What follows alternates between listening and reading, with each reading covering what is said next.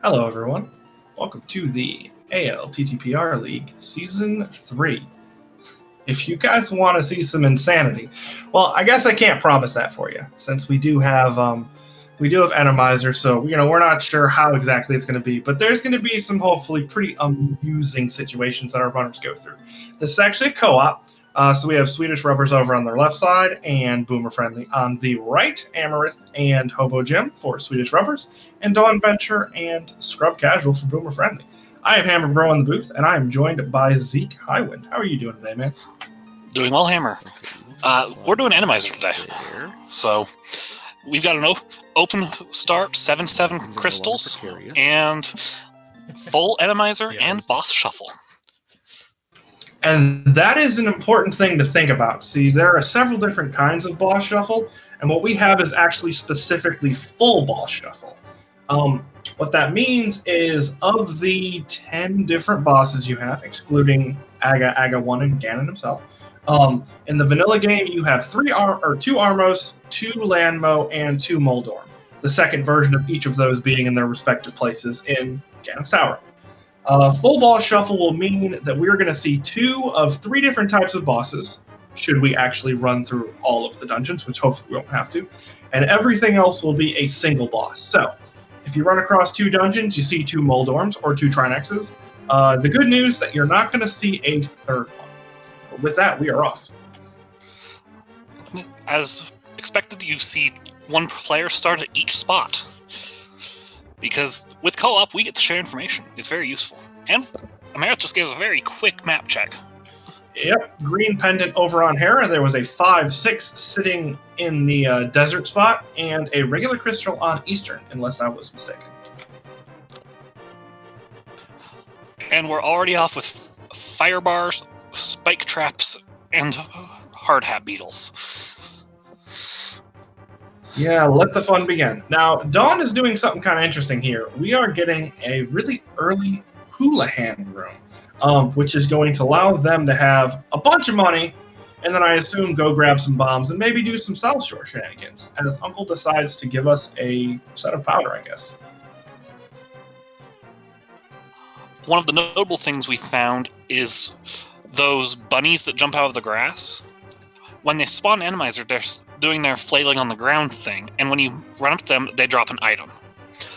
That item today is a single bomb.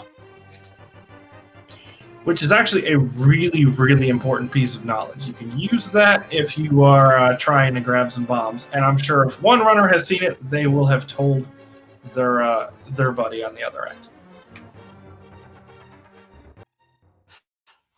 How many bushes does it take to kill a floating skull from Turtle Rock? I'm going to guess at least 8.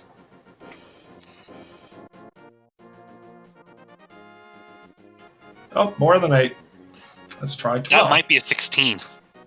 That might be. 2 gold sword shots sounds about right. I feel like at this point, Amarith is just sitting there like, okay, come on. There we go. Okay, you were right. It's 12. Woohoo! Hey, at least she got a bomb for it.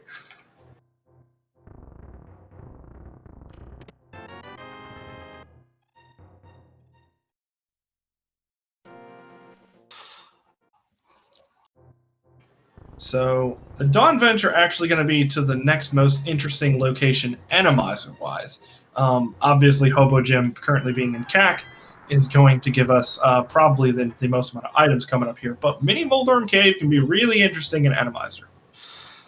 That bridge to Eastern is kind of scary.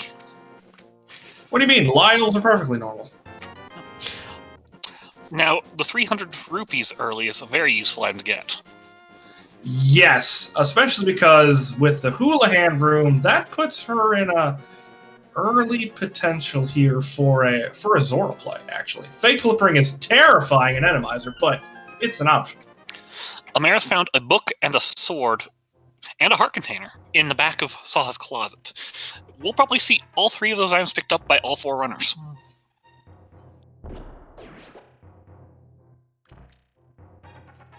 And it looks like we just have Shadow Beasts on the...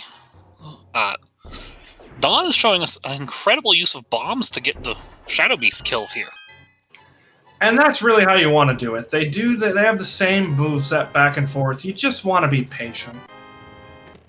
And get reward with our first bottle and the bomb refill. And even more money. Oh, see, I was too busy staring at the 2 fire bars that blocked the entrance to Eastern that Amarith had to wait a moment for. Oh, that's not a fun room either.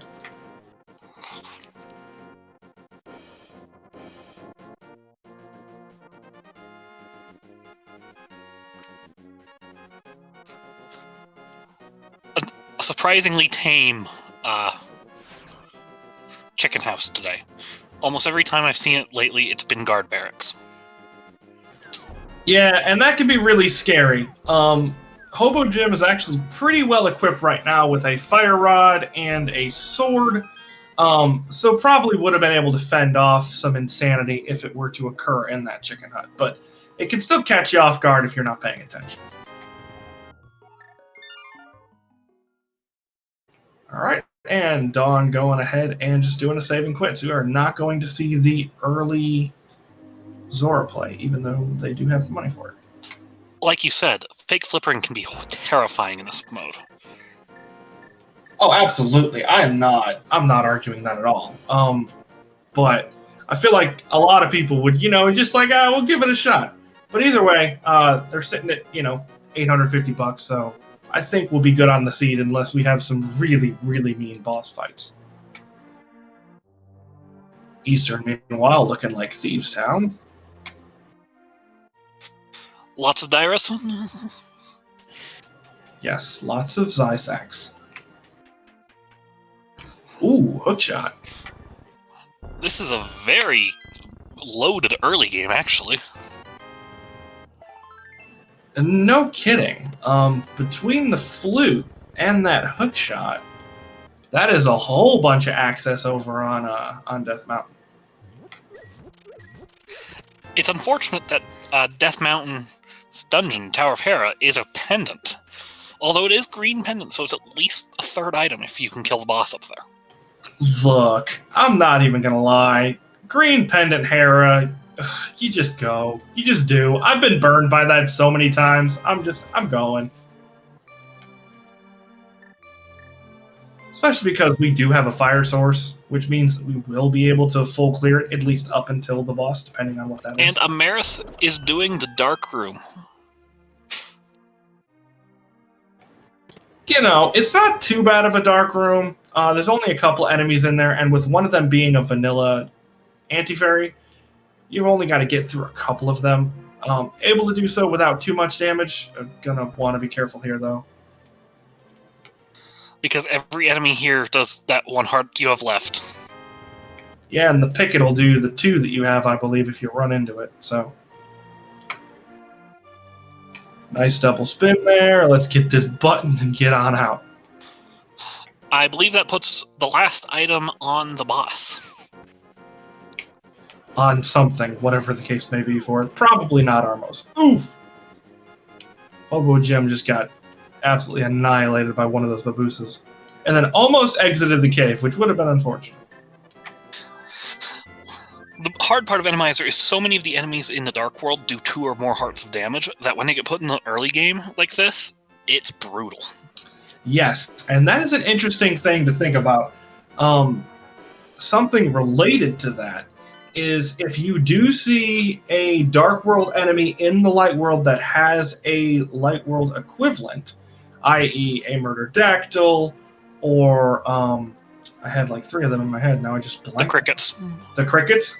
If they are in the Light World, they will do less damage. They'll do the damage of their Light World counterparts. But on the flip side, if you see a rat or just a regular bird in the Dark World, they will do their Dark World counterparts damage. So keep that in mind.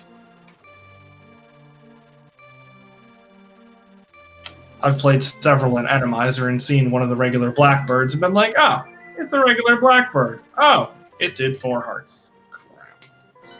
Pretty much how the game likes to throw things at you.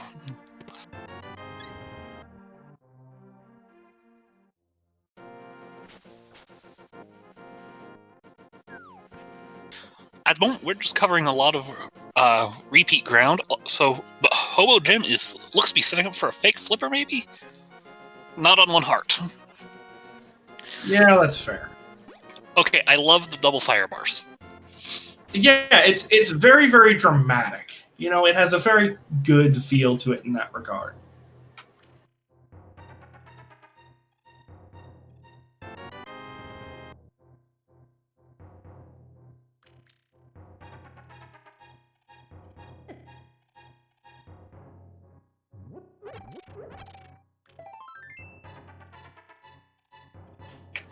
All right, so I can't help but think that the next play for our two teams is going to be heading up that mountain, with all the spots there. Although I guess technically, with that book in hand, they could make a play for desert as well. The problem with the desert play, at least in my head, is the fact that so often in an open run, you need boots. That's a fair point. Between the boots and the lack of glove, I wouldn't love the play, but it is another option. And depending on when you get done doing your checks versus your teammate, it might be easier to send one of you up the mountain and send the other of you into desert. Which we may actually see here from Amarith and Jim. Oh, Jim's going to go get his own hook shot from Eastern here. Yeah, which does make sense. Meanwhile, Dawn is doing the escape sequence. Yeah, which isn't a bad idea. It's another new set of checks for us, and obviously for their team as well. So, my favorite part about the escape sequence in Enemizer is what it has the keys today.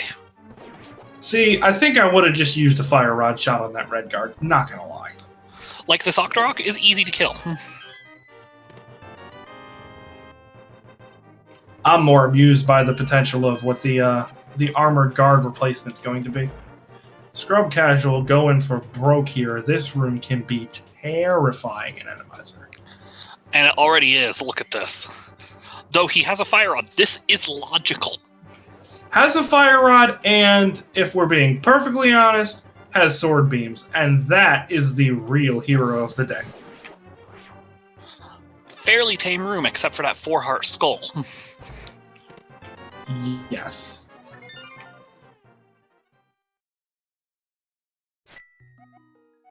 And Amarith has found her way to Paradox Cave.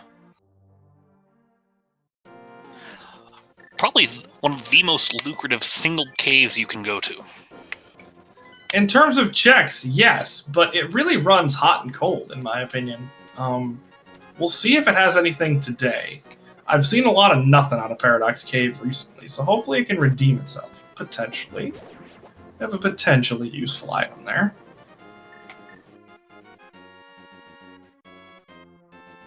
Okay. 2 medallions. So, Bombos, while we already have Fire Rod for Ice Palace, still has its uses, especially in the Cold Stare fight. Did you say something about Moldorm? That's what we got. That is a single-eyed Moldorm. So, since we had Bombos and Ether there, would we call that, like, Paramedallion Cave? Possibly. Okay, that's an option. Ether or. Oh, and we have the long walk on Amarith's side to complete what we can do of the mountain. Right now, Hera is out of logic unless we get a hammer or a mirror.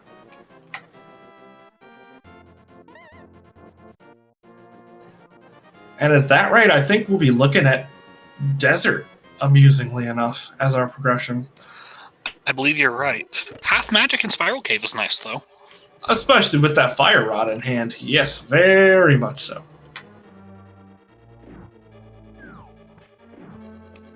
So, we need 2 items for Dark World access, at the absolute least. And there's a very good possibility we don't find one of them. That's fair. Although we do need to go desert to get Agena Cave. Yes, there is that. There's also the potential that one of those items could open up a nice handful of locations for us. Either the hammer or the glove, because the hammer opens up Hera, and the glove opens up Zora and the back desert. So if we can get one of those, it would kind of push us in a direction. Alternatively, we could just get a lamp. We don't want that. Well, no, but I mean, what we want, if I played randomizer because I wanted to get what I wanted out of a game, I'd just make myself a Plando.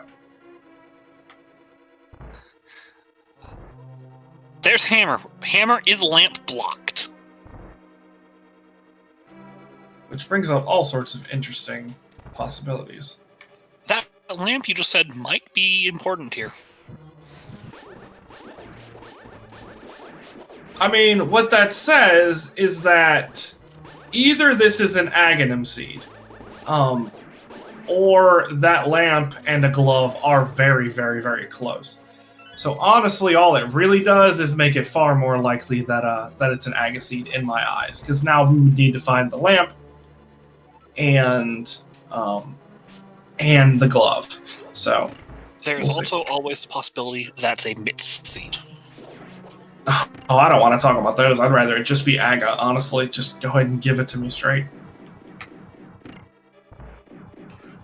Ice Rod on Spectacle Rock. At least we won't have to hunt for that, assuming we can find the mirror somewhere. That's a fantastic glove spot on Desert Ledge. You know, so I was calming a steed earlier this last week that had a glove sitting right there. Do you know where the other glove was sitting? Zora's Ledge? No, it was sitting in desert. That's amusing. So we'll see if we do it again. Actually, I believe it was in the first chest of desert, in the vanilla map chest.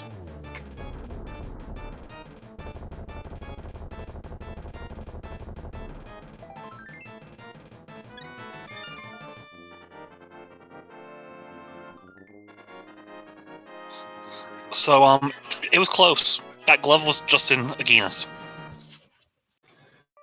Okay, well, I guess that's what we're doing. 2 gloves in desert. So that is Dark World access, actually. Not yet. We don't have a pearl.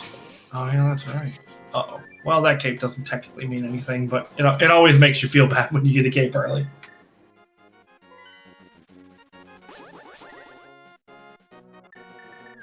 So the glove unlocks Zora. I actually think more notably, the glove unlocks the back of Escape. That's a good point. I don't think anyone checked Dark Cross, so I wasn't certain that there wasn't a key sitting in here anyways. Because there was not a key in the front, and the map was in Sanctuary. Yeah. So there's guaranteed 2 items in the back of Escape. 3, wouldn't it be? Because you've got... Oh, you mean just in the back here. Yeah, I'm including Dark Cross, because that's technically within logic with a fire rod. Doing this without a lamp in Enemizer is nightmarish. And it's usually because of this room right here. Yes. I think the worst time I ever saw this room, it had like 4 chain chomps or something absolutely ridiculous. It was not fun. Oh, you don't want to see a red eye going right there. But hey! So we have 3 items glove blocked in Escape. And it looks like Jim's going to be taking the... Oh, Jim's just going to walk over to Zora here. Yeah, so I heard you like doing Harapot, but that's not happening today. Not with that roller. Have you ever noticed that it really likes putting terrible things right there?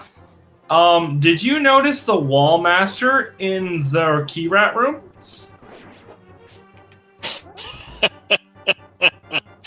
That's rude. It was very rude.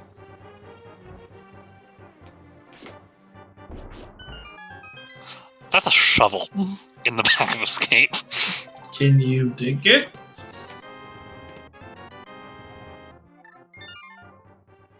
Alright, so the goose chase continues. Hammer was at I'm here. the old What? man.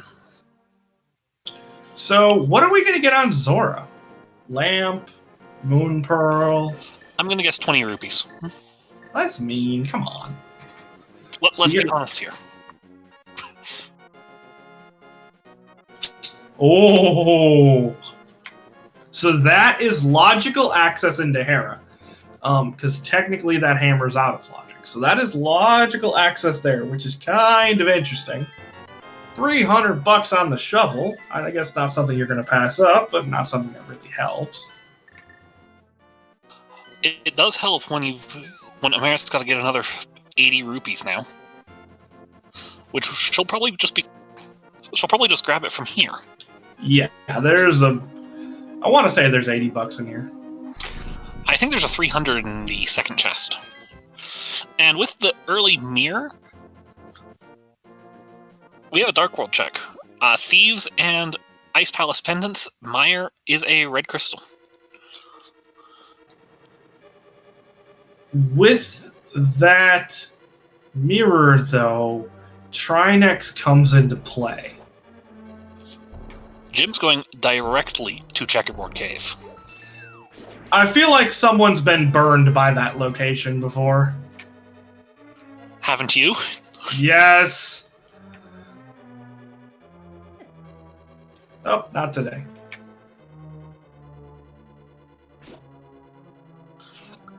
I'm pretty sure there's always a spike there.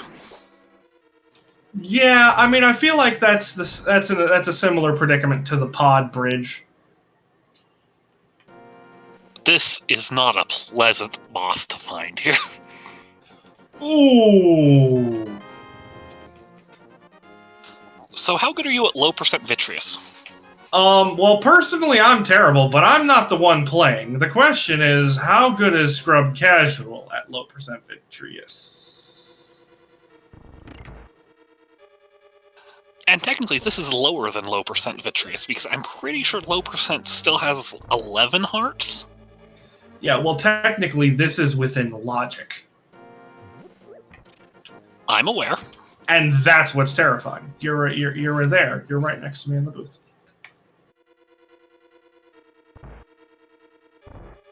I don't even know what you do in that regard. Like, go get that bottle and fill it with blue goo, and then, I don't know, cape strats?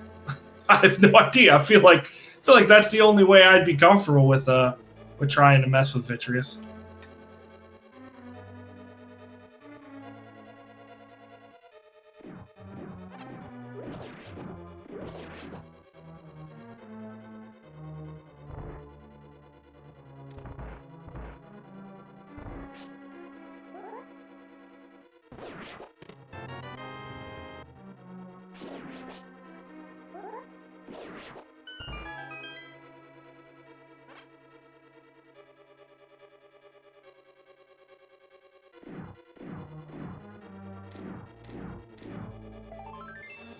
Alright, so I think right now people are just gonna leave that vitreous by itself for the time being. Hobojim likely going to try and take a crack at it. And actually, this is another spot. I don't think we've checked Ether Tablet yet.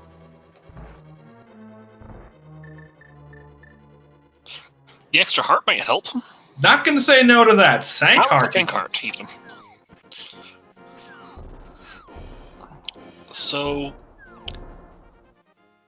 the problem is, logically, I think progression's there. I think it has to be, yeah. So, I guess you have two. There's two schools of thought at this point, right?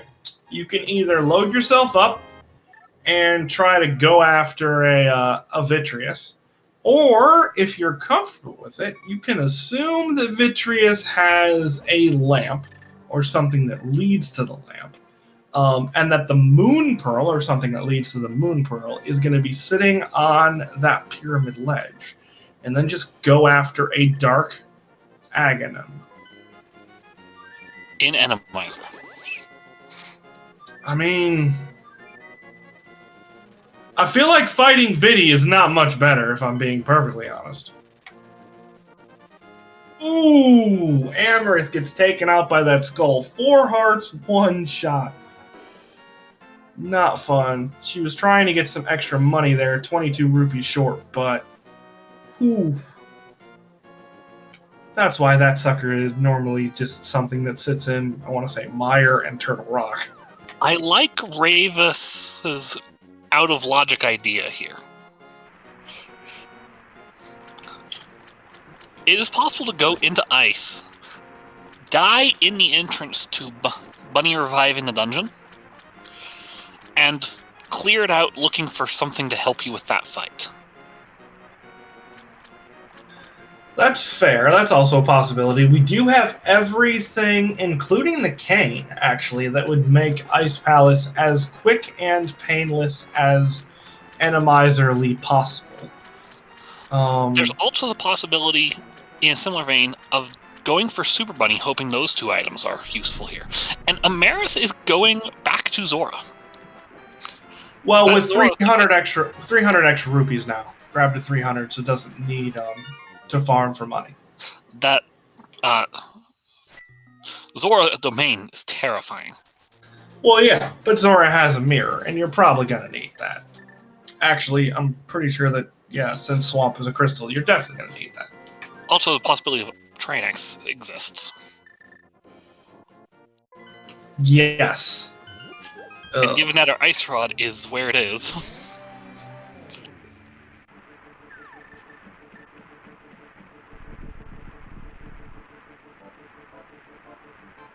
We could actually get similar mirror shenanigans here at the Mire Shed.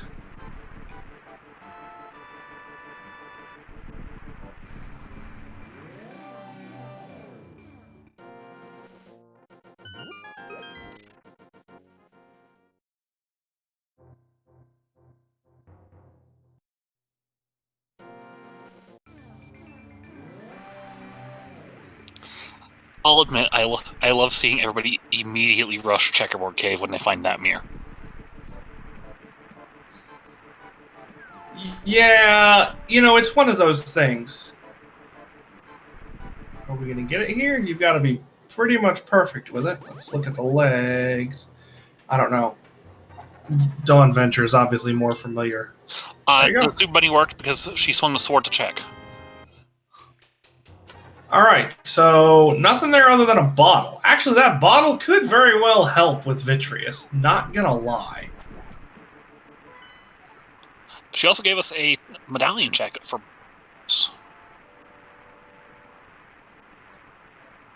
So Paradox Cave was not worthless today.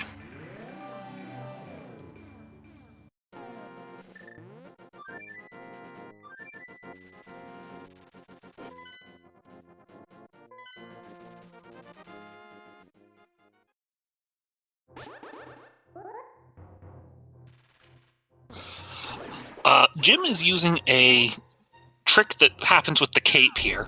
If you're holding your beat button as long as you can, or pressing as fast as you can while using the cape, your magic drains far slower while you're slashing. Honestly, I think I would have kept up with that strat, not gonna lie. I would have too, and that's why. I'll do it. Does that count as a comm curse? I don't know.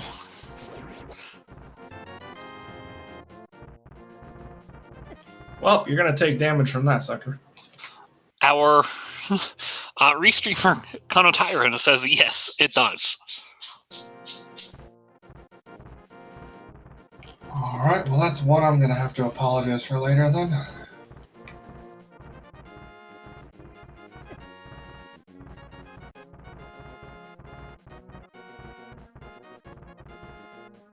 Somewhere along the line, Scrub has ended up with an extra heart over everybody. 2 extra hearts over everybody. And honestly, that's really not something you're going to say no to. With Vitreous doing 4 hearts of damage, though, the difference between 6 hearts and 8 hearts...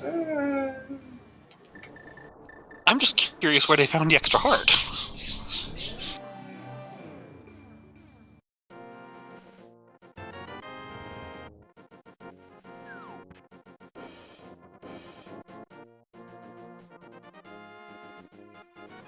These crystal rollers are just in an awful spot. The worst part is they don't have boots. I think there's just enough window to get a hook speed Herapod in there. Oh, as Hobojim takes a lightning bolt to the face. That's unfortunate. Yeah, Vitreous hurts a lot. Well, you're not supposed to have 6 hearts green mail when dealing with Vidi. You're supposed to technically have blue mail and about twice that amount of health at minimum.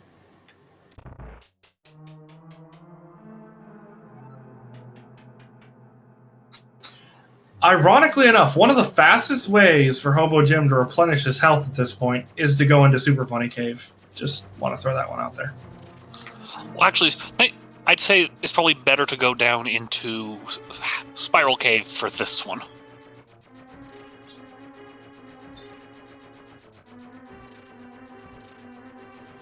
Well, right. Oh, yeah, because Half Magic. I'd forgotten Half Magic was there. Good call. And they do know that because Amarith has it.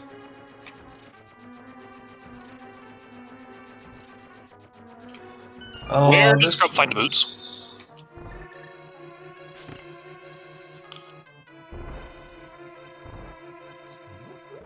So boots are lamp blocked. Boots are on Magic Bat. Right. That's actually really that's interesting. I imagine that Dawn will be heading in that direction very shortly. That does give a couple of extra checks. I don't think either of them amounted to anything, but it also allows you to go fast. Did we find the other check in Desert? Did we get both items? I don't know that we even saw it was on the torch. I think it was the big key. But I'm not armor positive. in the Bonk Rocks as well, chat points out. So that Magic Bat play is the right play. Yes, it will definitely help. Our logical progression is still wired on Vidi here, but the blue mail is definitely something you're not going to say no to. I'll be honest, I think what I would do against this Vitreous is stand over side and slash as hard as I can and dodge eyeballs without having to worry about the lightning. And jump down only when the big eye is available. That's a possibility. I've tried that strat in a regular Vitreous fight though, as Dawnvenure is going to be using some bombs here. I've tried that strat in a vanilla Vidi thing though, and I always seem to get one that just kind of sneaks by me. Dawn, you have a cape. This person is insane. I mean, this is technically how... The problem with the low percent, the NMG strat here, is the NMG strat has the goop on the floor to dodge the 4 heart damage. Mm-hmm. And we have a dead Vidi for a map. But this is green pendant. And a green pendant. Yep, looking forward to that. I told you, it's always green pendant Hera. I didn't argue with going into green pendant Hera, did I? I'm not saying you did. I'm just saying green pendant Hera is terrible.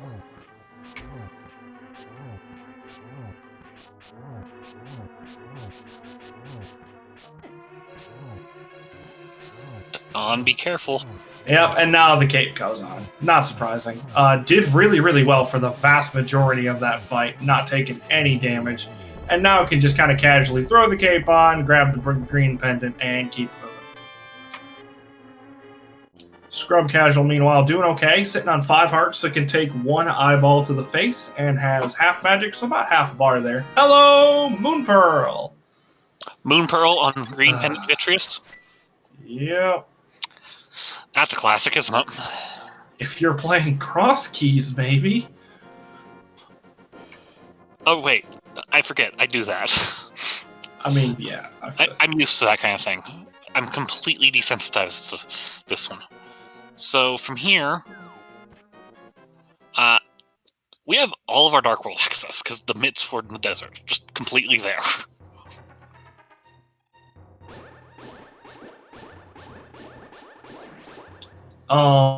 Vidi? Why isn't Vitreous coming out? Can somebody explain? Chat? I'm assuming that in a situation with the Enemizer here, Vitreous isn't acknowledging that the last eyeball is dead. Thankfully, it's not going to matter here because Hobojim can murder it that way as well. Just took a little longer.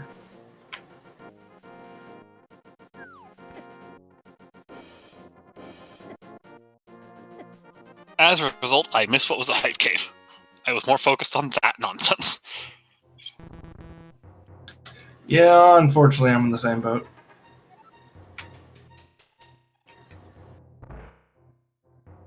I think the big call right here, though, is the boots.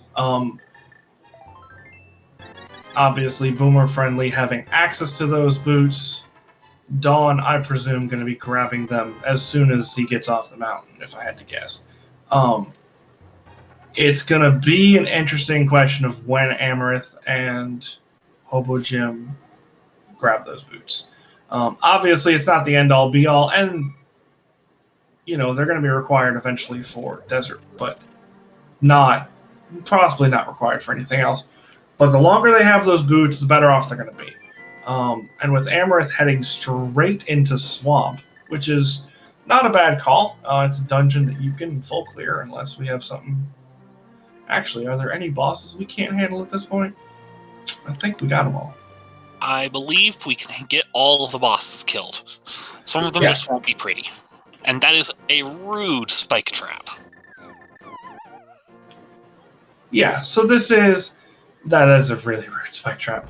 So this is definitely a full clearable dungeon. But Scrub's doing the Skullwoods dive here. Not a bad play.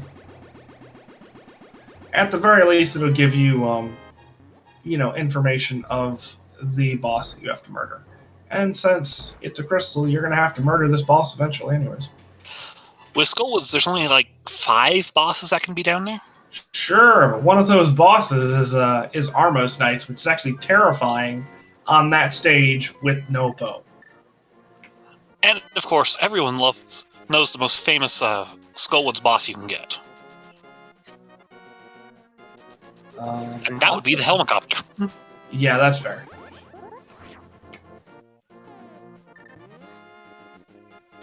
It's been so long since I've seen a Helmosaur there.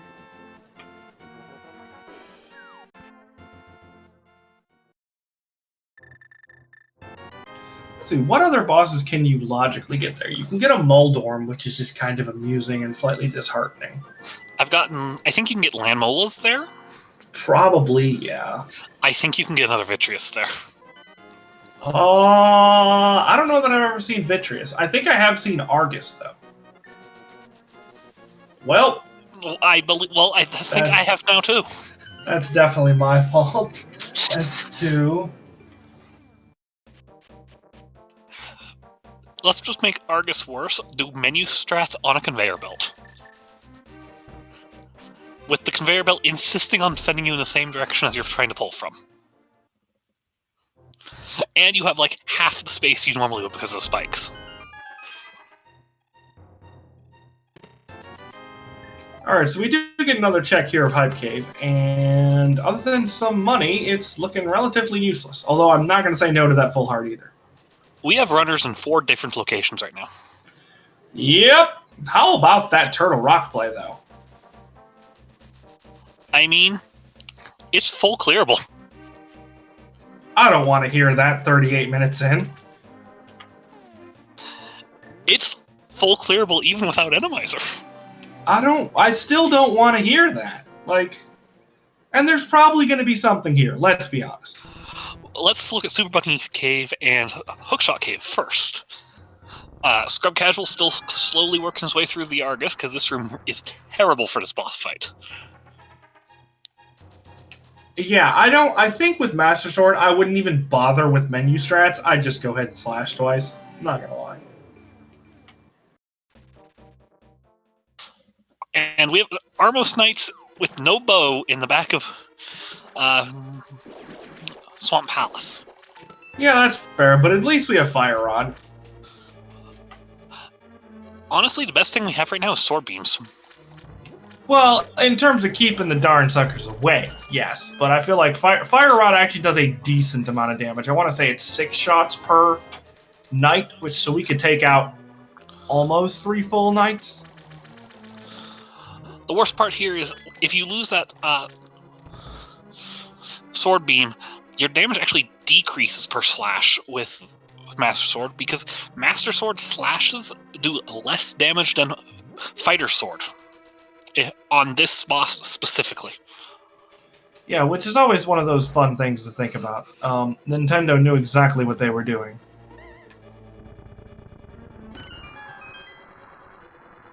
Oh, and was just slightly short of magic there. Use the Ice Rod. The Ice Rod doesn't use any less magic than the Fire Rod does, I don't think. I believe the Ice Rod does half the magic. I am almost positive that's incorrect, but if that's true, that would be insane.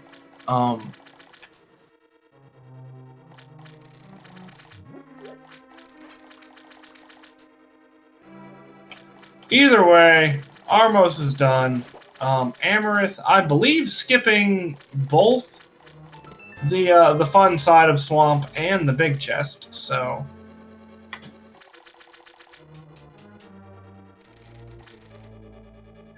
That's a decision. I mean, to be fair, what do they need for Go Mode? A bow? A bow, a lamp. You don't technically need that lamp for Go Mode, just saying. Do you want to do Mire Basement in the Dark and Animizer? I mean, it doesn't really matter if it's Animizer. There's not too many enemies in Mire Basement. And they do have half magic and cape. I'm not saying I wouldn't want it. I'm just saying I'm not considering it for Go Mode if I find myself at almost 41 minutes in with, one item away. If I get that bow, I'm going. The Swedish Rubbers team also needs boots. That's a good point, yes.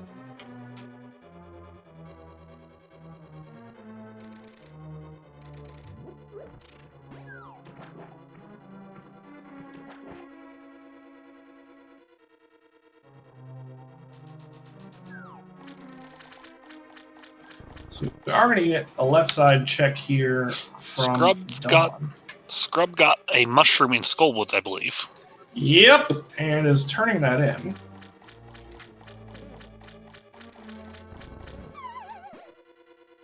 That's fine. Wanted to come in here for a couple of blue goos anyways. This room is absolutely terrible today. And based on the way...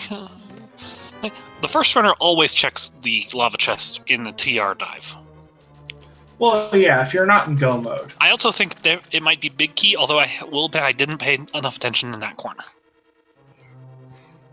We'll find out in a moment. Nope. Not going to say no to that health refill, though, I'm willing to bet. I mean, the top side of this room is absolutely horrifying. What do you mean? Looks fine to me. It looks like an Animizer room, doesn't it? Did we find anything in the left side swamp? I stopped looking again. Yeah, a map and a compass. So, that means I think the Big Key's locked itself. No, Big Key was on Armos. Ooh. Yes. So there is one item in here. Obviously, the odds of it being useful are, I don't think I've ever seen Diver down as we get our third medallion. That was an interesting way to do that. I have never seen that. I'm not sure it was intentional, if I'm being perfectly honest, but kudos. Still look cool. The fact that we are getting a 40-minute Turtle Rock dive is amazing to me. Yeah, the fact that we can full clear Turtle Rock regardless of what's sitting on the boss is what makes that even more amazing, if you ask me.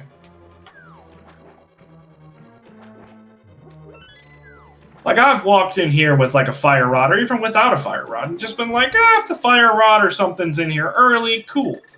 That's definitely something that I've done and that I've seen done. But kind of an interesting strat. Especially since you can only get 5 hits out of that block. That's 3. But yeah, I'm not normally in a situation where at 43 minutes in, I am, walking into TR like, yeah, let's clear this.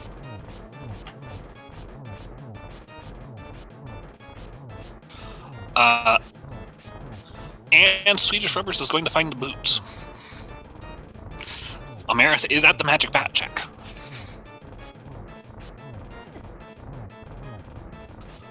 Alright, Hammer, it's time for one of my favorite questions, since we're in the Village of Outcasts area.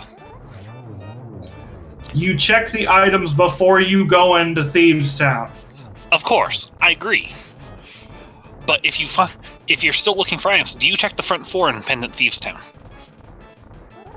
I would definitely check the front 4 at this point.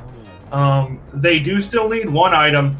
It is really fast. Like, those first 4 items, unless Atomizers decides to be, like, a real jerk, you're sitting at probably a minute and a half for 4 checks.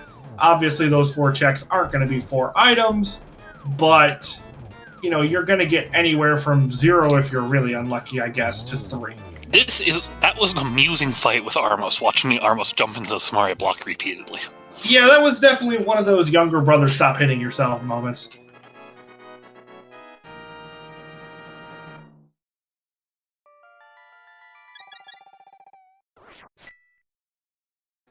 Meanwhile, we are heading through, that's a terrible fire bar right there. We're pretty much done with Turtle Rock at this point, just have the boss at large. And not really anything in here. And honestly, a really weird situation. Like, Turtle Rock almost always has something. Almost always. And the fact that Turtle Rock does not have something is, I guess, par for the course. Ooh. You see, the difference here is this is crystal Turtle Rock. Nothing is ever there. I'm gonna laugh so hard if Moldorm drops a bow right now. I would too. We will not be seeing any more Moldorms in this run. Yep, no more Moldorms, no more Viddies. Did we get a second Vitreous? I thought we did. We got Argus in the skull. That's right, Argus. It was never mind. So yeah, we do know one of the doubles, and it's actually vanilla. It'll be interesting to see if we come across. This room is terrible. Amarith is still going to have to kill those three Igors, though. 4. Oh, there's 4 of them. I thought Bombos would. I'm not going to lie. I thought Bombos would kill the one that was in movement. The good news is, since Master Sword spins do tempered damage, it's a one-shot on the Igors. Yes, and since I want to say Master Sword does Fighter Sword damage to them, it would have been 6 swings? I think it's 8. Hobojim is in everyone's favorite Death Mountain check.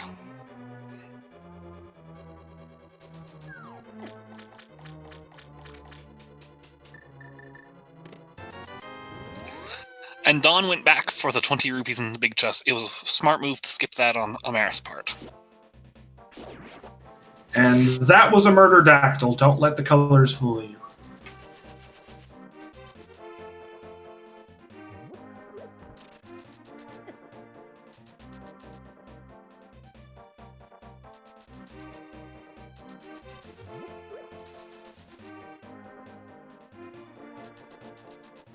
So, we just got what the community refers to as a Godmire.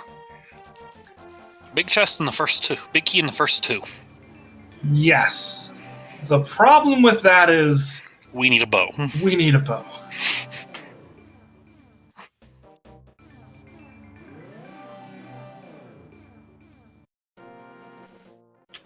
And the only reason we need a bow for certain is pod. Amarith, be careful. Don't die. Okay, good.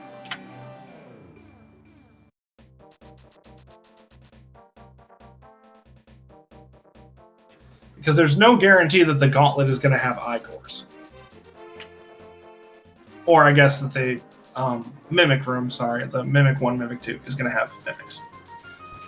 I guess, actually, there's no guarantee that there's going to be Igors in those pod rooms. We might be in go mode. We absolutely need a bow. You need to shoot the statue to open the wall. That's right. Yeah, so we do need the bow for that pod statue, but that is technically it. Obviously, depending on whether or not there are mimics or red mimics or red Igors in any rooms that we come across.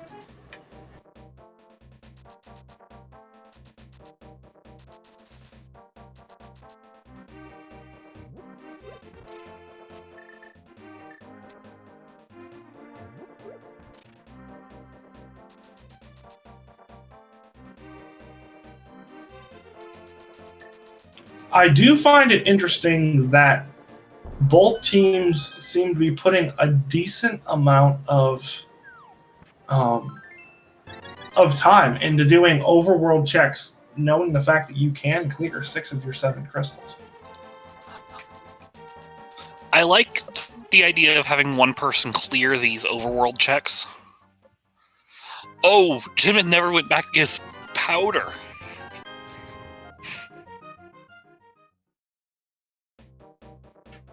I don't fully dislike it, but the problem is that if you do have that bow sitting in, I don't know, for instance, Thieves Town or Ice Palace, like front floor of Thieves Town, or somewhere silly, or even in Pod for that matter, or in the back of Desert, then you could completely avoid the overworld stuff in theory, which would be absolutely ridiculous and not super likely, but I feel like there's not a whole lot of downside. Amarith not quite making that, unfortunately. Luckily, it's not that far to get back. It's just unfortunate that the hookshot hit the wall first. Yeah, the whole runaround thing is annoying, but doesn't take more than a second or two. That's a vanilla anti-fairy.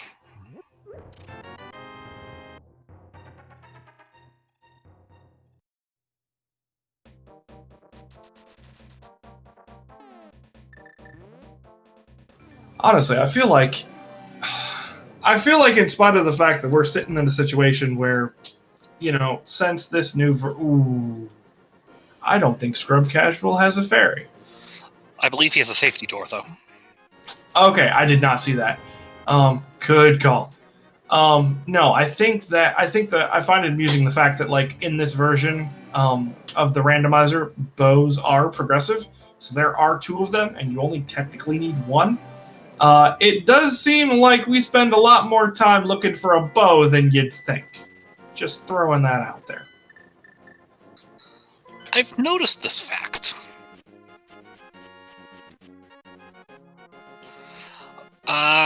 This is why a darkroom mire is scary. This statue is really hard, or this scenario block is actually really hard to get with all those shooters. Yes, hitboxes are less than fun. And I don't think that Amarith is going to be able to manage it. Seems to be a little bit off in terms of the horizontal alignment. I know that you can throw the block up as we're down to 1 heart. Interesting using the red goo there. I think I would have actually just...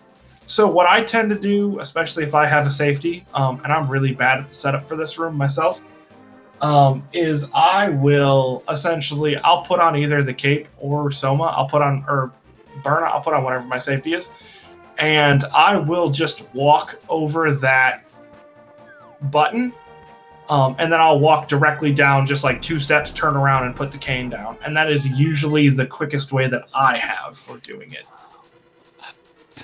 If you line up using the switch and then just go straight down, you can throw the Samaria block straight up and it'll land every time. Right, but I can never get the horizontal placement right, just like Amarith is struggling with here. And Dawn is in pod. Which isn't a terrible spot to be. We do have a key here in the first room, so it is not bow locked. Although Dawn is headed over there first. I have seen a bow over here because technically, based upon where that first bow can be, you can grab a second one. Technically, in Enemizer, I don't think this can be bow locked unless it puts vanilla mimics there. Yeah, that's fair. That's a good point. I had completely forgotten about that. And nope. So yeah. Although it's going to take a long time to kill that Tektite with sword beams. Just throwing that out there.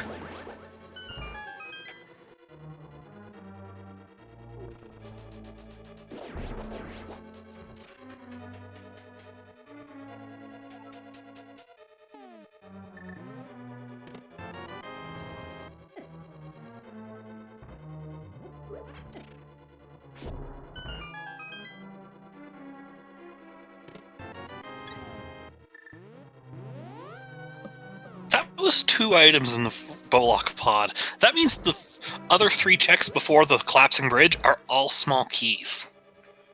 Yeah, so chat bringing up a good point that all enemies have to be murderable by basic weapons. So it's not technically bow-locked. The only thing that would be bow-locked is the Helmasaur question mark boss. Probably not Helma, but... Helmasaur. Question. I like that. All right, let's get a spike. There's gonna... Yep, there's always a spike!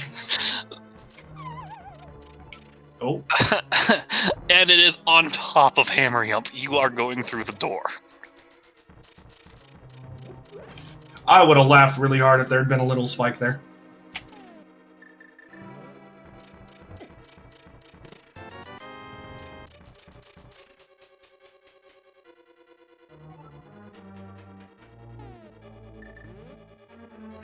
Jim and Amarith are doing...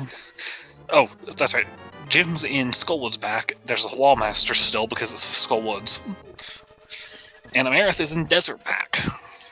I mean, you didn't think that Enemizer was going to take rooms that are terrible for having a Wallmaster and remove that Wallmaster, did you? Come on now.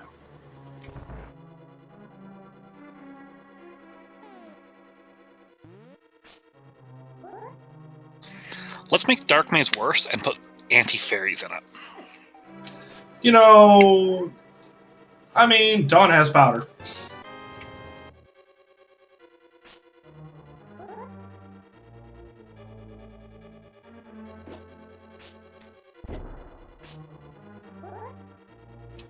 Alright, so we have a desert boss coming up as Hobojim is taking his sweet time with everyone's favorite room for Arcus. Or any other boss. That is a 1 heart left. Yeah, gonna want to be careful here. At this point, my personal opinion would be don't hookshot up at something. And yeah, maybe throw that out there, yeah. But yeah, we cannot have a Moldorm here. Instead, we have a blind. The problem with Blind and Enemizer is you actually can't do the script very well. That is correct. The problem with Argus in this room is spikes make it so his spinning ring of puffs is almost impossible to avoid. Yep. We've gotten through it, though. Oh, yeah, Oh! The conveyor belt comes in for blood there. Calamari to the noggin, unfortunately, for Hobojim. So, do you like Thieves Town or North Dark World for the possible logic, I believe? Or Catfish? I mean, look, I'm always going to argue that the first 4 in Thieves Town is worth it. I don't think we've seen that from anyone. I'm not sure we've seen much of Village of Outcasts. I think fair. Jim picked up Village of Outcasts, but I don't know about everyone else. No, I'm definitely going to be hollering hard for the front 4 in Thieves Town, just because it's so fast.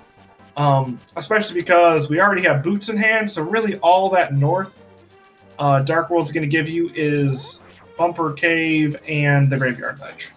And then I guess if you really want to, you can head over to Catfish, but I'm not doing that unless you make me. According to...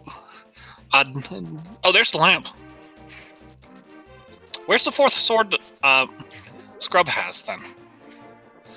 Also, according to Dante in the chat, the bowlock size is still logically bowlocked.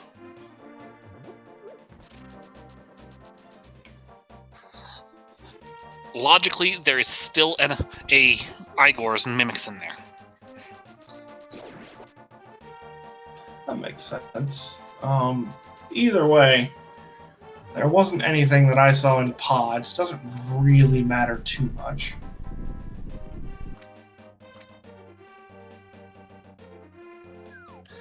That would make a difference if you found something in pod. And there's why this room is awful. I didn't think the room needed a reason to be awful. I just thought it was commonly acknowledged. Jim just hookshot onto a block and landed on top of Argus.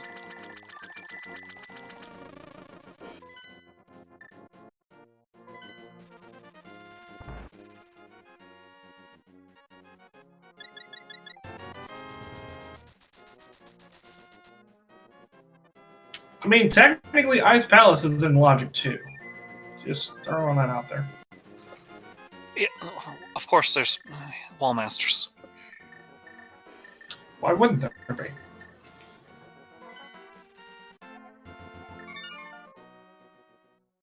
So, I know that the Enemizer wouldn't allow it, but if you got Wall Mastered in the overworld, where would it take you?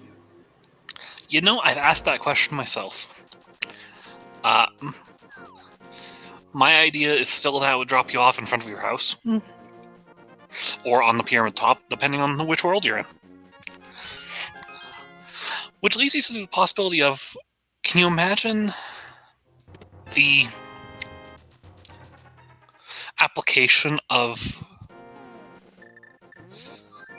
Oh, and Amarith got Spooky off with Enemizer, so that's good. But can you imagine the logical implication being wall mastered and going to the pyramid? Actually, it'd be pretty convenient, not gonna lie. Amarith's gonna be a little low on health for this fight. This fight can be terrifying based on... Oh, that is terrifying. Fun. Yeah, that's not a bad idea. Let's just pop one of those right off the bat. Well, she's still in green mail. Luckily, sword was found. Yeah, that is fair. That tempered sword making a huge difference. Also, just dodged getting hit for 4 hearts of damage by stepping in the slime for 1. The fact that Vitreous' slime puddle is still there is great. Well, that's what can make this room terrifying, depending on what enemy you have, or what boss you have in here. Like, that slime can really be annoying.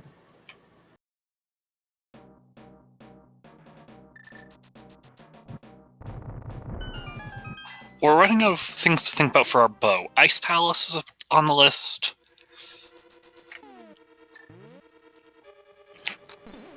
I still haven't seen someone walk into Thieves Town.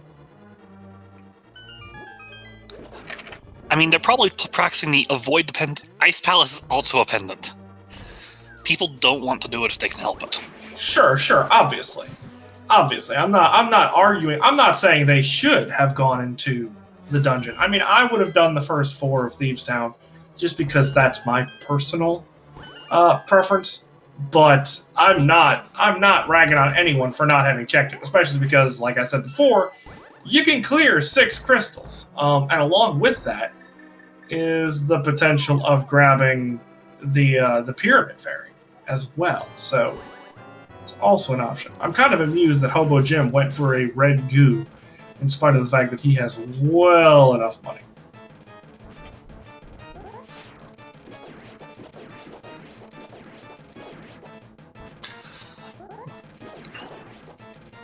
Donna's being very fancy with the hookshot strat. The hookshot and tempered sword.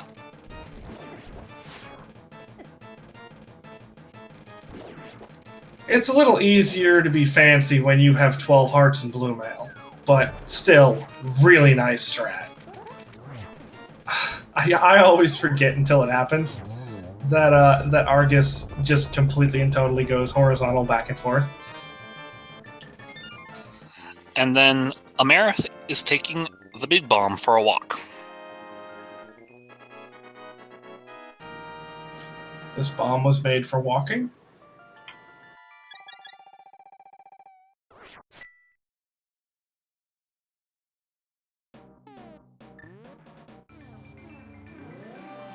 Wow, I love the guards. That's a great touch. Hey, everyone, get your ped check, and yeah, here we go. Nope, just a heart. Pedestal is dead. And the commentators are relieved. What do you mean? I always want more rando. That thief right there is why a fake flipper is absolutely horrifying. Because if you... Oh, go mode! Sorry, continue. Where was Bo? Pyramid Fairy! Nice. Alright, in that case, what was I saying? Oh yes, the thief on the water. If you fake flipper on and get hit by an enemy that does no damage, like a thief, it sets off what normally happens when you get hit by an enemy when you fake flipper, which is basically a hard lock. I did not know that. I actually thought that it would still give you the knockback, and then you'd have the same issue, so that the devs just made it that you would insta die. But it's fun to know. Don't get hit by a thief in the water. Got it. Yeah, you just die in the water is a rando change, Hammer. Well, yeah, I know that, but I figured they would just make it. They would make it include something like that. Dawn's in Pendant Ice Palace. Yes, and that is going to be an unfortunate check. Although, with Scrub having just finished Desert and forgetting that it is Atomizer and the boss drop, this is a terrible room in Ice Palace. Holy cow. And forgetting that the boss drop is actually in the center of the room, hopefully Scrubcasual is going to make his way over to the wonderful, wonderful Pyramid Fairy with the bow. Alternatively, Dawn could find the other bow here. That is not outside of the possibility here.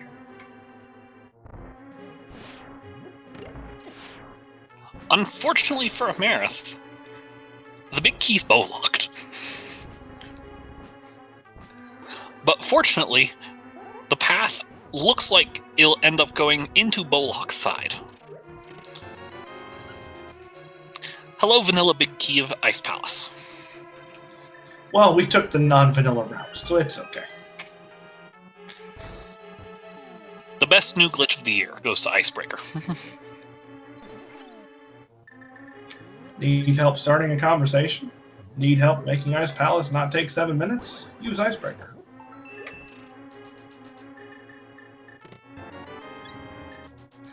There's 2 items in Ice Palace. The first was a piece of art.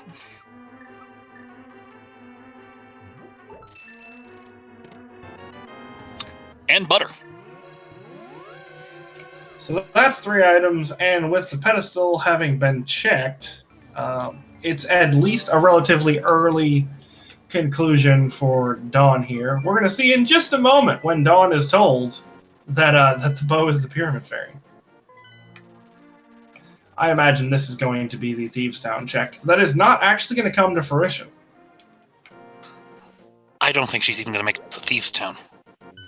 No, she's going to stop right here. Yep. Mirror.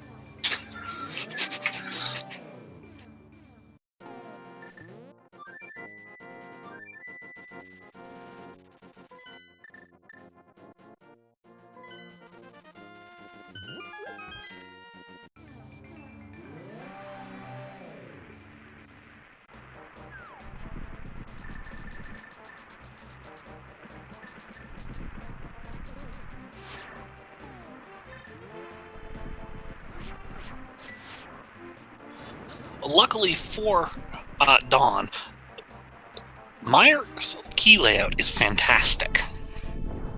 That's fair. This is going to be a really quick Meyer for him. And he also has gold sword, so Trinix will be even easier than the other 3 made it look. Well, yes and no. We can't do the 0 cycle strats in the back because of the goo, but yeah, there's only going to be one rod shot for each. I hate sword beams. Sorry, continue. And Amarith, using my favorite item to flip the crystal switch in pod, that would be the normal first item I find. In this case, the ice rod. Could you imagine doing that turtle room in the dark? That would have been terrifying. Yeah, that would suck. A lot. Hello, guards. How are you? The pathway into the Helmosaur's room looked a lot like Agatower, didn't it? Oh, hey. Well.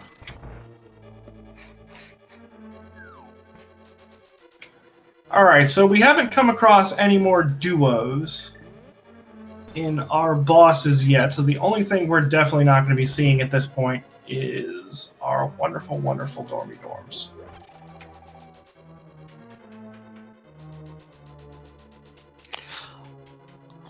We know that I believe there are the most likely bosses to find on Moldorm 2 right now are Mothula and Helmosaur, because we've seen 0 of each of them.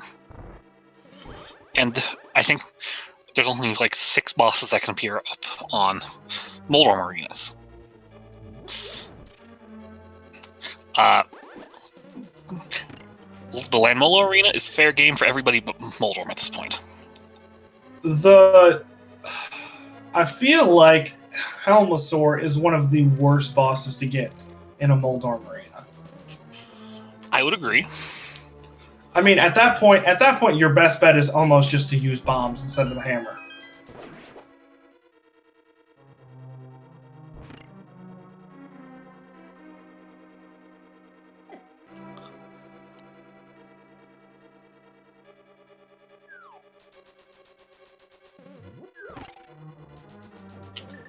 So yeah, technically, this seed wasn't too bad in terms of pendant dips.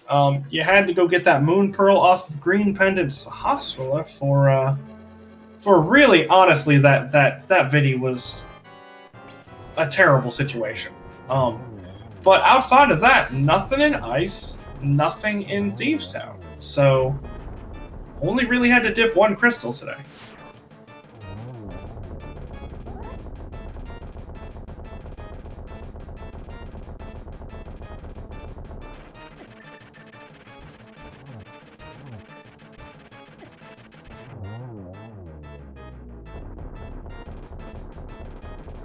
And at this point, with both of our teams being in go mode, it is just run through bosses as fast as you can. I think we've seen all of our bosses for the pre-GT dungeons now. Yes, that is correct.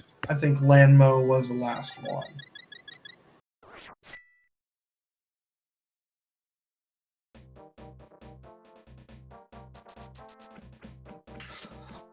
So we've seen 2 Moldworms, a Landmo, a Blind, a Trinex, an Argus, and a Vidi.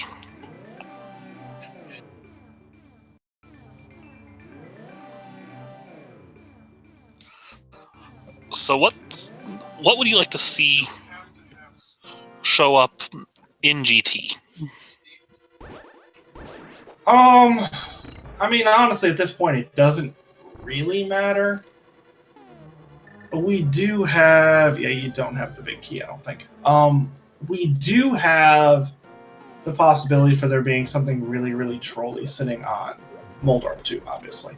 But outside of that, we have access to being able to murder pretty much every boss in the game with quite a bit of ease. This was a seed that kind of gave you everything in the menu and most of your safeties and offensive upgrades. So, wow, that was kind of an interesting room there in Desert. So I don't think it matters too much. Again, something sitting on Moldorm 2 can be really bad, because if you die to it, that's super duper unfortunate. Moldorm 2 falls obviously not being awful as compared to having to, climb the entire top of GT again. I don't know that I really have a preference in that regard. What about you? Are you thinking of anything in particular you'd like to see for Landmo 2 or Moldorm 2? I mean, given the way the games tend to, given the way the fight tends to go out, I would love to see runners of this caliber take on Helmasaur on Moldorm 2. Partly because I've seen several of them in the past week, and so I want to see how people better than me would do it. Yeah, that's fair. You know, that's one of those boss fights that's very strategic. Like regardless of what you have offensively, it doesn't really help. Like Cape doesn't help you. Burnout doesn't help you. Safeties don't really help. Having the hammer versus not having the hammer doesn't really help unless you really like to go for hammer strats on Helma for Moldorm 1 or 2, which is not my preference. Ooh, Amarith getting wall mastered there. That did not look like a legit wall mastering to me. I'm not going to lie. I thought she'd gotten through that door.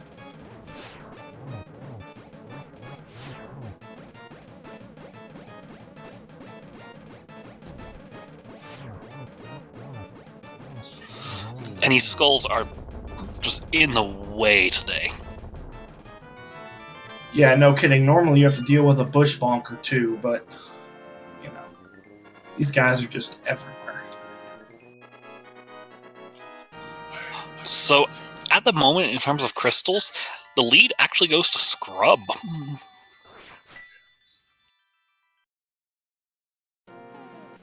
Yeah, and with that being said, Scrub's going to be into GT quite a bit quicker than the rest of them, I want to say. Just needing to clear out this dungeon here before heading over. And this is obviously going to be a quick clear.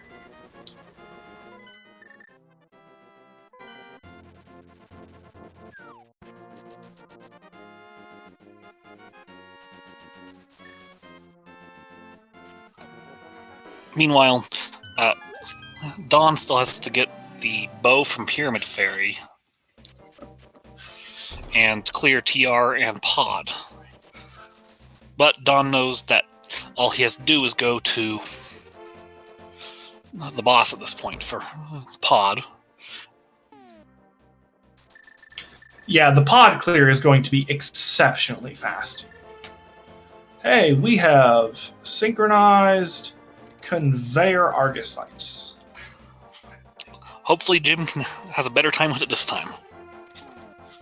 Having a tempered sword helps. Yeah, that is very much a truth. Being able to one-shot these puffs is a huge advantage. I swear, just those 4 little blocks there that aren't spikes, just so annoying when you have an Argus.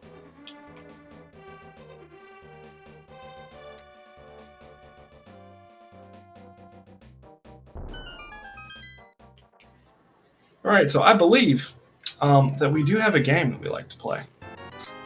I believe we do. Would you like to tell the audience? You know, I guess I might as well. So there are 22 locations in the basement of Ganon's tower. One of them has the big key. Your job, your mission, should you choose to accept it, is to throw a number in chat in between 1 and 22, inclusive. That lets us know which chest number that big key will preside. Obviously, bigger numbers are a little trollier, and smaller numbers means that we get to the climb a little quicker. So, all that being said, Zeke, do you have a preferred number guess for this level of game? I usually go with my lucky number 13. 13, okay. That's not too bad. Kind of sitting in the middle of those. Depending on the route, that usually puts it in either Rando room or DM's room, or maybe if they do a full DM strats, I believe it puts it in the big key room.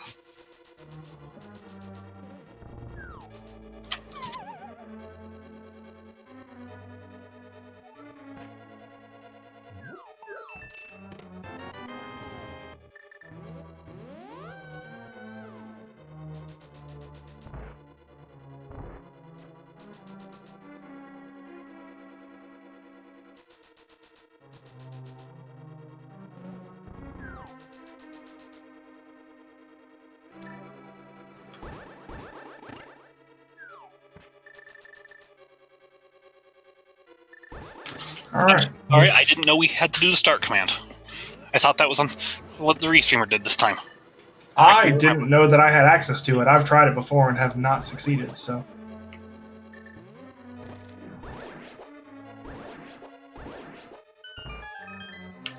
Either way, we had... run just a moment more and then close it, so... Yeah, we had one check there. 2 through 5 is going to be our so-called Dark Magician room, or if you're going by the spoiler log name, the Stelphos room. Although it does not have Stelphos. Yeah, I closed it before we hit this room, so there's Silvers. What's the plural of Stelphos? Stelphi? That's a good question.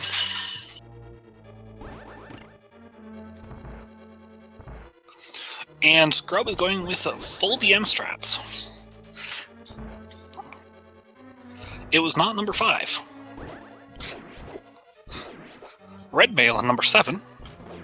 Speaking of things you're not going to say no to at this point, I love how when the thief turns sideways, it turns into an old man. That is delightful. Goodbye, Tyler. We hope we don't have to visit you. Yeah, for those of you who guessed 22.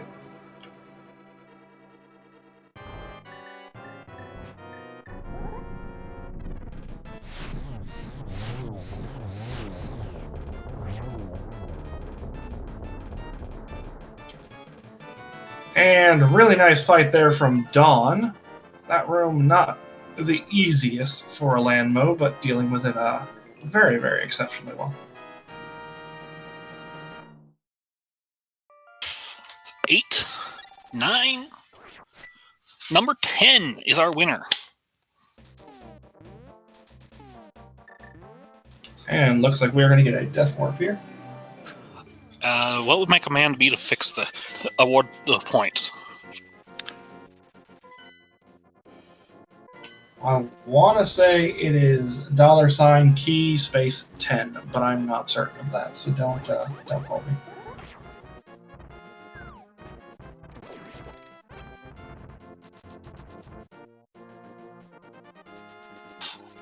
And congratulations to our restreamer, Tono Tyron, for winning the big key guessing game.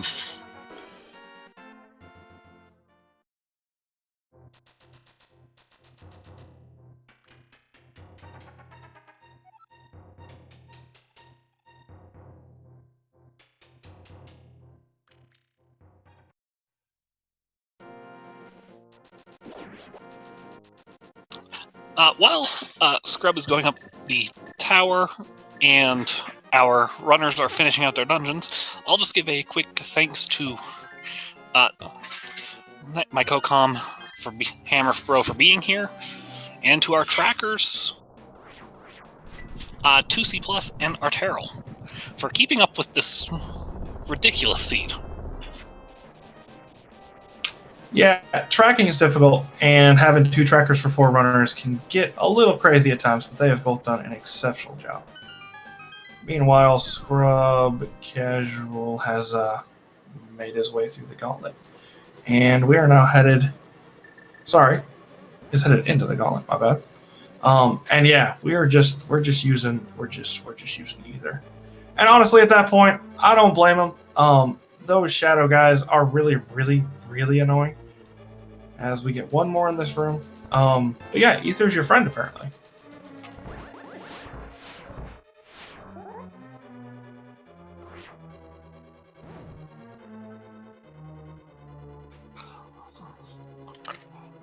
We have Dawn and Amarith in different levels of Turtle Rock, and Jim is in Pod. All of them are completing their final dungeon before Ganon's Tower.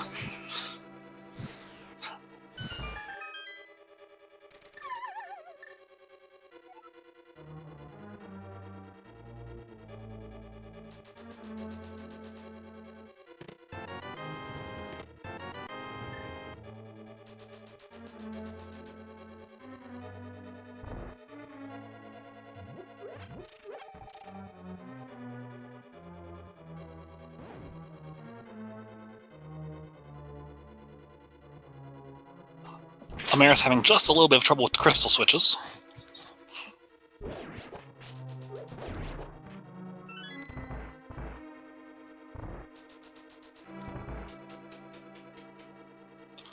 Alright, and we're going into our first boss in Ganon's Tower. And it's going to take 4 hits of your sword. Except sword beams exist.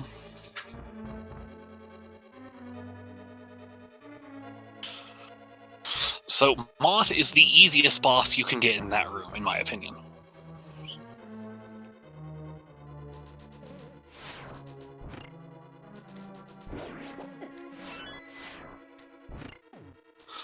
Amarith finishes off the Moldworm at Turtle Rock, and we'll be going into Ganon's Tower.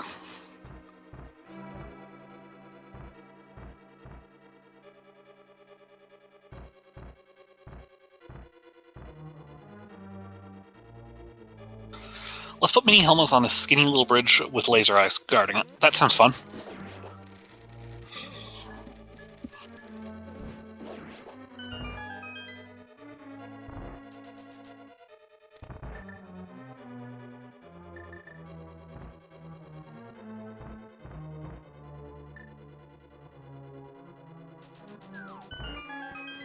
One of the most annoying things about Enemizer being that those 2 Wizroom rooms aren't Wizroom rooms, and that just makes me sad. Another really bad thing about Enemizer is that spike right there. I prefer that spike than the little tiny spike bouncing back and forth between the first torch and the block. I mean, that's fair, but I can think of about another 20 enemies I'd rather have there. I'd rather have the vanilla firebar. I'd rather have a Popo. I've had a Popo. I've had the Popo knock me off before, too. Well, that's no one's fault but your own. I'm aware of that. Okay. It's always concerning when there's only one enemy in a room. What do you mean? This is perfectly normal. Because when there's one enemy in a room, my brain goes, there's a Wallmaster on the super tile now. Yeah. And there it is! Alright, so are we getting a Helma? Yes, we are. And Scrub pulls out the hammer.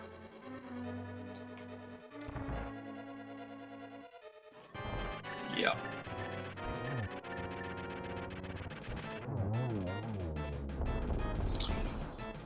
And Jim is on his way to Ganon's Tower. As well as Dawn. And yeah, with one attempt at the hammer strats here, we are looking for bomb strats. If you have not seen this before, you can crack open this wonderful mask with 5 bombs to the face. I believe Scrub has thrown 2 that haven't counted. I'm not sure about that last one right there. If it breaks right here, oh, okay. So hopefully this one will do. If not, we're gonna have to pull out the hammer. At this point, we have 1 hit for the hammer. So yeah, there we go. So it works out. And then we just put a silver right to the face. No, we don't put a silver to the face. Well, there you go. That works too.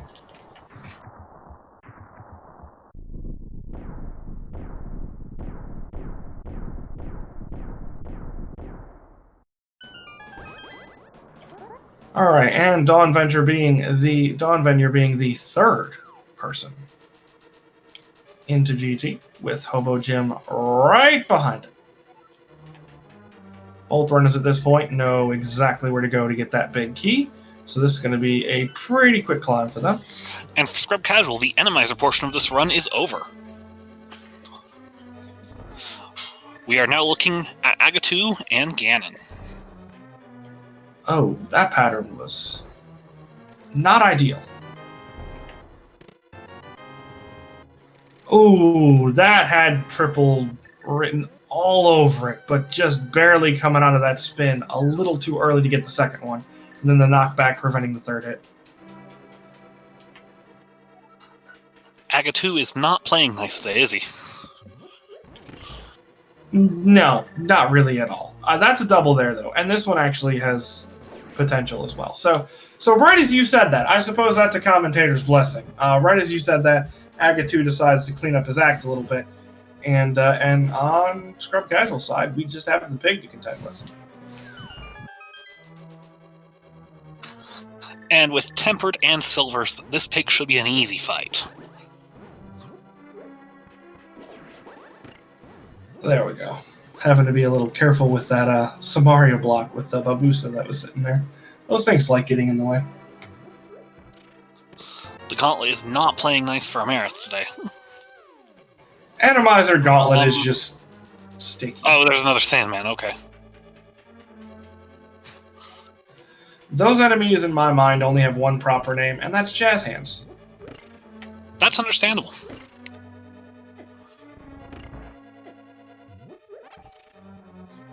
Alright, the cape comes out, so the 1-1 will commence for Scrubcasual with that wonderful Tempered Sword. I think that was a 2-1. Oh, was it? Yeah, I think we had 2 Trident throws.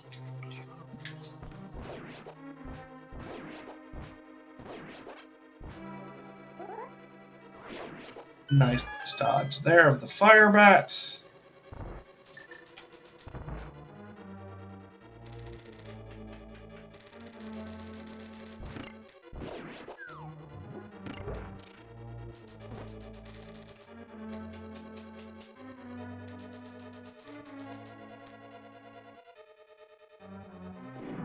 Alright, no torch glitch needed because we have a double right there, and we're going to have another single...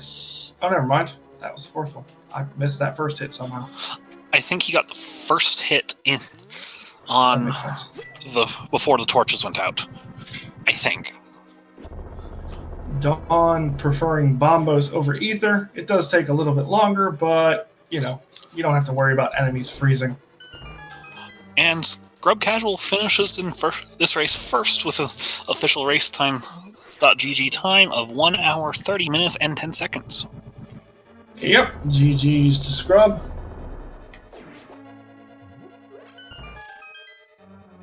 And at this point, with 3 other runners in GT, it is not going to be too terribly long before everyone else finishes up as well. So, wow, 3 of them in a nice row there. I didn't notice that the first time around.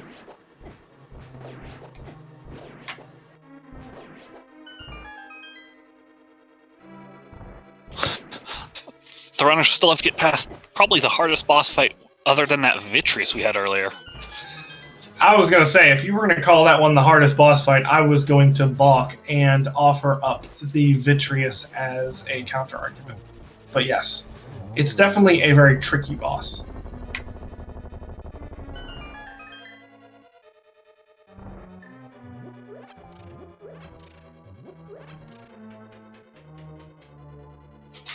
Oh no. Oh no. Amarith just jingle glitched. All right, so yeah, that is a GT softlock.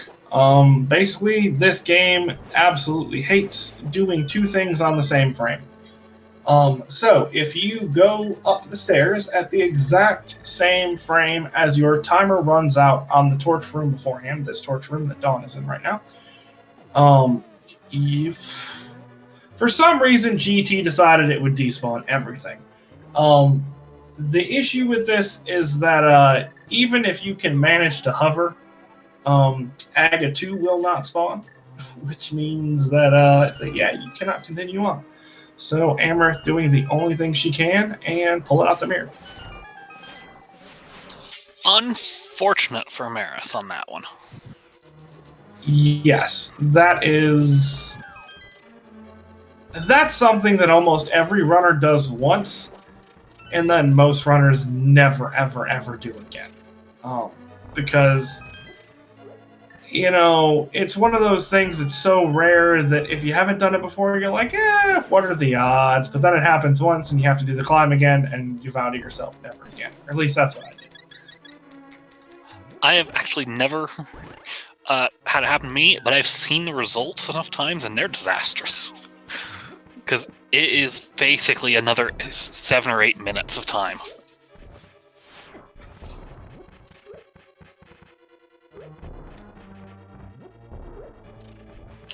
And yep, Dawn pulling out the bombs here. I think we're going to need... Yep, that'll do it.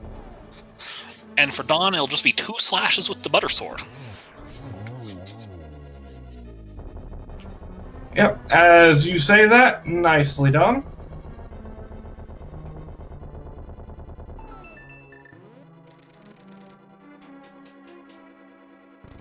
Alright, Hobojim not despawning GT. And amusingly enough, it's only that room. Like if you have difficulty with the torch room and this door, nothing happens. I mean, it's a weird visual glitch, yes, but you don't despawn anything. It's not a big deal. The only thing that happens is when you enter this room, the crack remains. That's a really funny knockback, actually. Hobojim did not go through that door willingly. But it's just that one set of rooms where it happens, and it's completely and totally silly and disrespectful. Luckily for our runners, nobody got hit by the world's rudest wall master placement.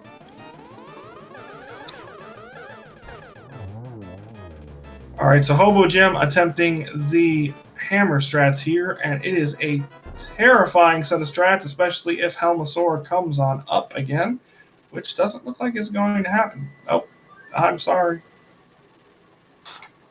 And Scrub is making good use of fast forward to let us see the end of these credits. But that is still really nicely done. We're going to have 2 more... Never mind, I thought we were going to have 2 more sword swings here, but Hobojim just going ahead with the silvers, and we have another Helmasaur down. Ganon asking, honestly, my favorite question. I can't believe I didn't see it the first time, but if you were a burrito, what kind of burrito would you be, Zeke? You know, I've never actually thought about that. But I personally prefer the one where he's asking about why there's a light in the fridge. Yeah, that one's good. I think the only one that I saw that actually legitimately made me laugh the first time is his comment about thinking outside the box, as Amarith thought that she was safe right there, but the spike reminding her that no, this is my domain as well. Magic might very well... Never mind. Thankfully we had a blue goo. But yeah, I think my favorite one, the only one that made me laugh, is Ganon says, I'll be more eager about encouraging thinking outside the box when there's any evidence of thinking inside of it. And that one actually made me have to pause my Ganon fight because I was laughing. Made me laugh as well. And get your GGs in chat for Dawn, who is about to finish with a racetime.gg official time of 1 hour, 36 minutes, and 58 seconds. There was a delay on the race time room, I believe. Yeah, it kind of like crashed as soon as I hit the button. And well, like error code, blah blah. And welcome to Team Boomer Friendly, Scrubcasual and Dawn. How are you two? GG. I'm feeling good. I mean, I was a little nervous. We kind of like last location that bow pretty much. We only had like 5 other locations it could be at.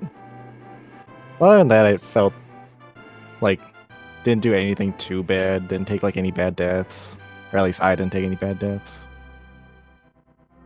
I think, like I was telling Dawn, is that like we're going into the seed, all the bad things that are going to happen to us, our opponents also have to deal with. So, like, yes, Moon Pearl on Green Pendant was rough, but our opponents also had to make that gamble early to get ahead of us or last location like we did. Same with Bo. Like, do you gamble Pyramid or do you do all the other checks? So I really didn't feel too far behind because it was so deep in the logic, and the gamble to do that really might not pay off as much as doing what we did. For reference on, we have Amarith at Aga 2, and Hobojim is firing the last handful of silver shots. But yeah, like you were saying, pretty much everyone last location that bow. That was kind of a thing that both of you guys did. I was kind of surprised to see that no one actually went into Thieves Town, unless I missed that. I was saying I would have gone through the front of Thieves Town at the very least, just because I'm paranoid about Pendant Thieves Town. But as it turned out, there was nothing there. There wasn't even a bow there because we found silver. So good call on that one. Yeah, so I mean, the way we were kind of looking at it is that going into Dark World, we only needed one bow, or like realistically, I think bow and maybe lamp if you wanted to consider that necessary to beat. So we tried to do some overworld locations, but in reality, we had access to 5 of the crystal dungeons, or at least to doing all of them, not finishing them all. So we really wanted to prioritize dungeons first because we were going to have to clear most of them regardless. So get those out of the way and then go do the pendants and the last of the overworld that we didn't do. Definitely, and I honestly think that was a lot of the time difference. Amarith, I don't know if you guys saw, did a GTD spawn special. Yeah. But other than that, I think Swedish Rubbers definitely did a lot more of the overworld checks than you guys did. At least earlier on, where you guys definitely put a lot more focus into just trying to route through as many dungeons as you could. And I feel like that was a lot of the difference. Also, you guys got boots quite a bit earlier. And I think that also probably helped a little bit for, a couple extra minutes for time. Yeah, I think getting Old Man, which dying to Old Man my first time, I don't even understand how it happened, but getting that out of logic and then still doing some of those out of logic checks was lucky for us to find those boots because we knew what was still in logic. So Dawn was checking what was in logic and then I was checking what was out of logic because I had the hammer. It turned out to be good for us. All right, and real quick, get your GGs in chat for Team Swedish Rubbers. Amarith just finished off Ganon and will be going through the door shortly, and Hobojim finished about a minute before.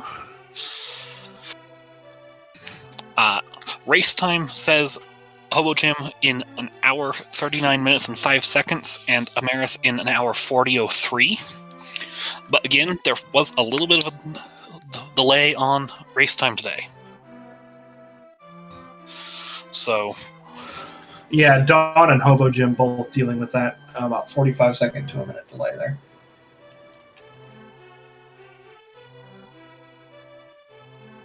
Yeah, either way, that was really well run by both of you. And Enemy's are just kind of annoying. That early Vitreous, honestly, was probably the worst thing.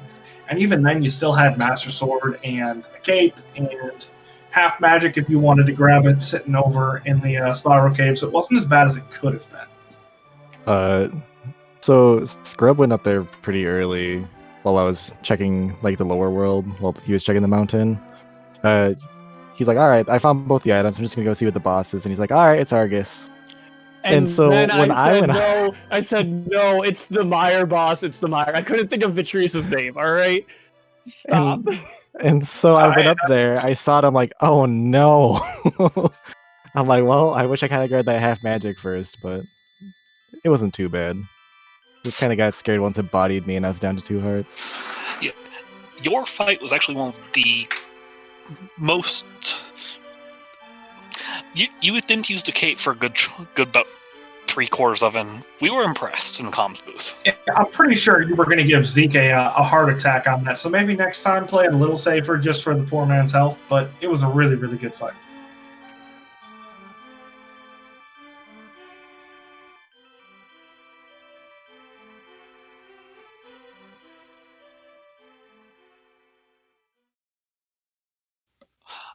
Do you two have any other comments on this seed? I do not. It was fairly straightforward. Like as soon as we got Dark World access, it was just pretty much a bow hunt. So not really much to say. It's just all right. Dark World, split off as much as you can. Prioritize the crystal dungeons first, and then do the pendants after. So it's pretty straightforward. And then, like, the little bit of decision making we did was, Scrub was like, all right, how should I route GT? I'm like, I'd do Dark Magician because you don't know how easy it is to kill the enemies in there. And then it was just having to have silvers. It's like, all right, anyone that goes straight right is not going to get silvers. So which I normally do. So I'm glad I didn't. So that's, again, teamwork. I probably would have gone straight right if Dawn didn't ask me to do Dark Magician. So it's worked out. I'm a straight right player as well. As long as you get a key in that first room, I just head on straight through. And yeah, that was definitely the best way for you to do it because you pulled out the silvers, which was worth the dip 2 rooms into the left-hand side, and then the key was sitting in the compass room. So it was great routing all around, honestly. All right, well, thank you all for hosting this, running this, commentating, tracking. Y'all appreciate your trackers. It's hard work. All of it's hard work, but I track and it's rough. And thank you for the pretty last minute crew. Thank you for signing up for this. Yeah, no biggie. It was a blast. It wasn't as trolly as it could have been, but Enemizer always brings its little bit of fun, like the spike that is always sitting on the pod bridge every time, big or small, it's there. So yeah, I thoroughly enjoyed it, and I think that I can speak for my my co-com Zeke when I say hopefully he enjoyed it as well. So thank you guys for running. Give these guys a follow. That was not an easy seed, especially with that early video. They all did really well. All right, have a good night, all. All right, and welcome to the booth, Amarith, who will be the only member of Swedish Rubbers, as I believe Hobojim had said he needed to get ready for work. Yeah, they said, hey, you know, we're just going to flip you over to the night shift at the last minute of this week, so enjoy. That sounds like fun. GG to both you and Jim, Amarith. Yeah, GG. Once again, I managed to despawn the GT tower on Restream. Hopefully we'll never do that again, but, you know, give it like 6 more months, I'm sure it'll happen.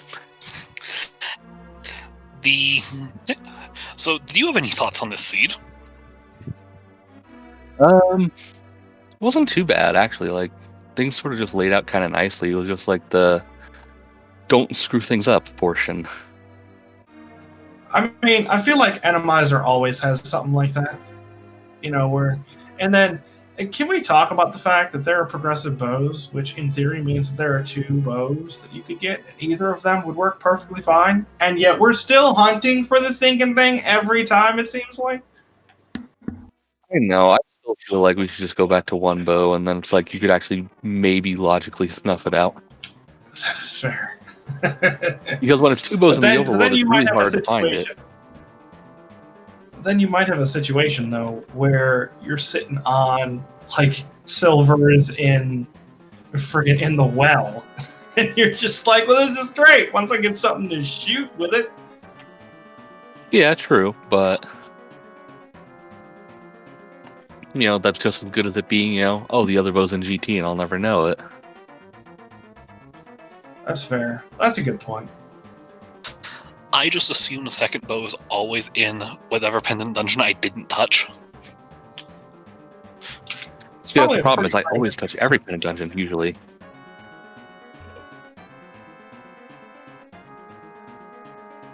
Yeah, the scene wasn't actually too bad. Aside from the Vidi, that wasn't too horribly terrible. You know, not too much weird. Oh, aside from, you know, soft locking on the way to Hobo and... Soft lock? I think I missed the soft lock. When I got hit by the thief because I was looking at my tracker for something and I had to 4-3 set. I actually brought up the soft lock that can happen there at a later point. So yeah, I don't think there's any way you could have gotten around that thief. I'm so scared to Fate Flipper in Enemizer because unless you know exactly what's there, it's real risky. Yeah, well, I had at least saved recently. The only thing I lost was money, and then I lost a little bit more time because I went to Zora. I was like, oh, I still don't have enough money somehow. Darn it. Yeah, and then that skull took 4 hearts off of you because we're in Turtle Rock. Wait. Right? Oh. I really wish that was one of those enemies that in the light world it wasn't as bad, you know, because they do have something similar to that in Eastern, but I guess it's not close enough. It's really unfortunate. Yeah, I think I know the ones you're talking about. It'd be nice, but, you know, game's gonna game, rando's gonna rando. The difference between the skulls in Eastern and the skulls in Turtle Rock is the skulls in Eastern drop from the ceiling attached to skeletons first. Yeah, that is a good point. Oh yeah, I know they're not actually the same enemy. It just, you know, 4 hearts is a little silly. Especially in the Zora It'd be nice if they equivalent out. Right. Especially in the Zora era where there's like 17 enemies around you and you're walking at a snail's pace because everything lags.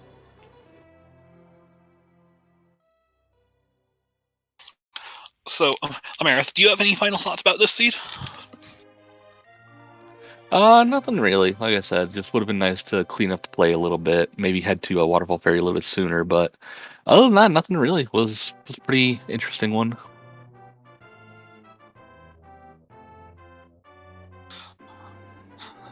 Alright, so what does that leave us for our schedule, Hammer?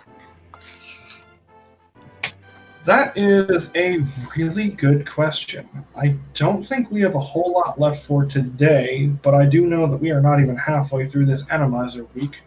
So if you want to get your fill of rando, we have an absolute boatload of it. We got a good one starting up here soon, actually. Oh, that's right. We do have... I'd forgotten that was today. Yeah, Dante and Yagamoth versus Sailor Nep and Fant. That is bound to be a really good race, starting up in like 5 minutes. So if you want to head on over there at this one's conclusion, feel free to, if you haven't gotten your rando fix. And then, yeah, like I said, tomorrow we have a decent amount. Nothing before 5:30 Eastern, but we do have a nice slew of races before then. Obviously, we don't know what's going to get restreamed, but we try to get as much stuff as we can. So definitely keep an eye on that schedule if you guys want some more rando tomorrow. It's also worth noting that in about an hour and a half, there's also going to be possibly another race on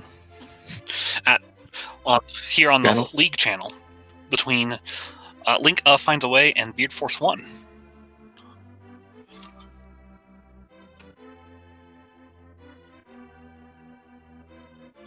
Yep, other than that, I think that's all I have. So, everyone else, I have been Hammer Bro, and I have had a blast calming this race. Thanks for calming with me, Zeke. Shout outs to our trackers and shout outs to our runners. You guys are all awesome. I am heading out, and Zeke, the last word is all yours, my friend.